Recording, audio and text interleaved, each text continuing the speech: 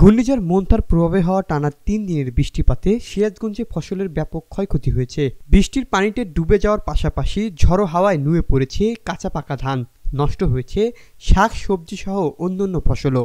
আমরা কৃষকরা আমাদের জমি অনেকগুলাই ডুবে গেছে, বৃষ্টিতে অনেক ক্ষতিগ্রস্ত হয়েছে, ধান পড়ে গেছে। তো কিছুদিন আগে বিআরডিসি থেকে আপনার মাটি খুঁড়িয়া পাইপ দিছিল, পাইপটা ভেঙে পড়ে গেছে। তো সরকারিভাবে কোনো উদ্যোক্তা বা এরকম কোনো কর্মকর্তা, সরকারি লোকজন বা কৃষি অফিস থেকে কোনো লোকজন এসে এইভাবে এখন তৈরি কোনো খোঁজ খবরও নাই, দেখেও নাই।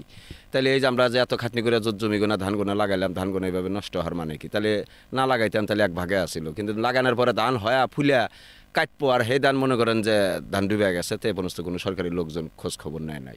শস্য ভাণ্ডার হিসাবে পরিচিত চলনবিল অধ্যুষিত সিরাজগঞ্জের রায়গঞ্জ, তারাস ও উল্লাপাড়া সহ পুরো জেলার বিস্তীর্ণ ফসলের মাঠ জুড়ে এখন একই চিত্র। গত কয়েকদিন আগের টানা বর্ষণে এইসব এলাকার মাঠে মাঠে পানিতে নিমজ্জিত হয়েছে কাঁচা পাকা রোপা আমন ধান। একই চিত্র মাসকলাই, মুসুর কলাই, খেসারি, সরিষা, আলু, পেঁয়াজ, মরিচ সহ সবজির মাঠেও।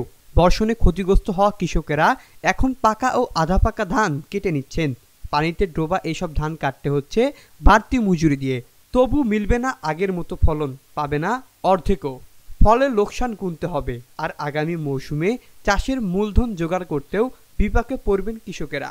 কৃষি বিভাগের কাছে ক্ষতিপূরণের দাবি জানিয়ে তারা বলছেন, পানি নিষ্কাশনের ব্যবস্থা না থাকাতেই অধিকাংশ মাঠে ক্ষতিগ্রস্ত হচ্ছে উঠতি ফসল। প্রতি বছরের এই সমস্যা সমাধানে খাল খননের দাবিও জানান তারা। হ্যাঁ, আমাদের এই যে এই পাশ দিয়ে এখানে অন্তত 200-300 বিঘার উপরে জমি আছে, যেগুলো যে বৃষ্টির পরে পানিতে তলায় গেছে, দেখা যাইতেছে ধান তলায় গেছে, তার উপর দিয়েও পানি আছে কিছু কিছু ক্ষেতে। কিন্তু আমাদের এখানে কৃষি অফিসারও আসে না, এবং কোনো সরকারিভাবে যে কোনো বুদ্ধি পরামর্শ বা কী করা যায় সেদিকে কোনো নাই।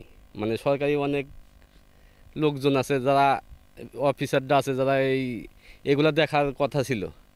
এই যে এখান থেকে পানি নিষ্কাশনের ব্যবস্থাও করা আছিল, কিন্তু কোনো কিছুই নাই এখানে। কৃষক তো অনেক ক্ষতিগ্রস্ত হয়ে যেতেছে। একটা বিঘায় আবাদ করতে 10-15 হাজার টাকা করে খরচ হয়ে গেছে। কয়েকদিন আগে যে বৃষ্টি হলো, বাতাস হয়েছে, যে ধানগুলো পড়ে আছে কৃষি অফিসে কোনো রকম খোঁজ খবর নেই। পশুক আর যাই হোক, আর নিজেরা যা হবো তাই কেটে না নাই, এটা দেশের ক্ষতি।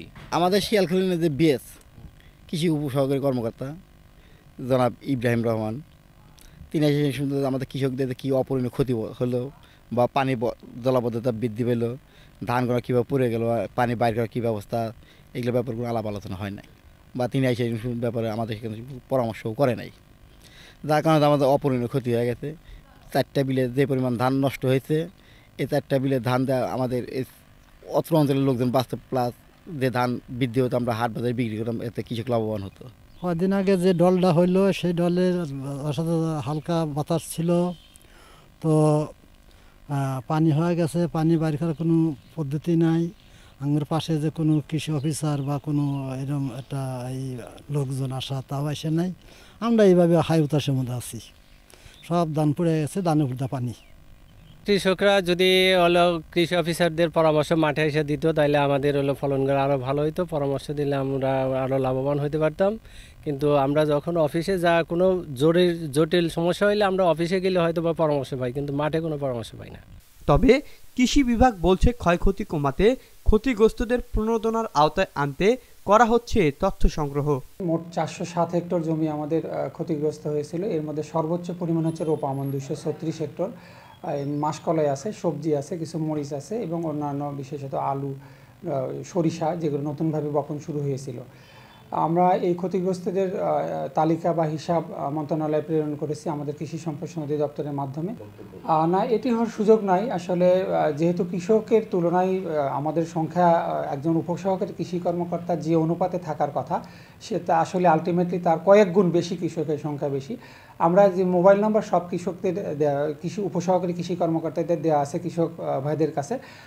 আমরা যতদূর সম্ভব কৃষক ভাইদের যে কোনো আহ্বানে খুব দ্রুত সাড়া দেওয়ার চেষ্টা করি। এরপরেও যদি কোনো ত্রুটি বিচ্যুতি থেকে থাকে, তাহলে আমরা যথাযথভাবে ব্যবস্থা নিই। কৃষি বিভাগের তথ্য মতে বৃষ্টির পানিতে নিমজ্জিত হয়েছে সিরাজগঞ্জের 407 হেক্টর জমির ফসল। তবে কৃষকদের দাবি ক্ষতির পরিমাণ এর চেয়ে অনেক বেশি। Arifin moon, news desk, Asian television.